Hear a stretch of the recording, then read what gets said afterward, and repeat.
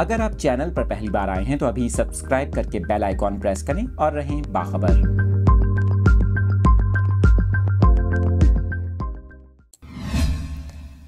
آپ کے ساتھ اس خبر سے متعلق تفصیلات شیئر کر رہے ہیں۔ جمادی الاول 1445 ہجری کے چاند کی تلاش کے لیے رویت ہلال کمیٹی کا مرکزی اجلاس چیئرمین مولانا عبدالخبیر آزاد کی زیر صدارت اسلام آباد میں ہوا۔ آپ کو بتائیں کہ اجلاس میں وزارت سائنس اینڈ ٹیکنالوجی، محکمہ موسمیات اور اسپارکو کے ماہرین نے بھی خدمات پیش کی۔ اس کے ساتھ ساتھ کوئٹہ، لاہور، کراچی اور پشاور میں بھی رویت ہلال کی زونل کمیٹیوں کے اجلاس ہوئے۔ آپ کو بتائیں کہ مرکزی رویت ہلال کمیٹی کے چیئرمین مولانا عبدالخبیر آزاد نے جمادی الاول کا چاند نظر نہ آنے کا اعلان کر دیا۔ انہوں نے اجلاس کے بعد اعلان کیا کہ پاکستان کے بیشتر مقامات پر مطلع صاف ہونے کے باوجود کسی بھی علاقے سے چاند کی شہادت موصول نہیں ہوئی۔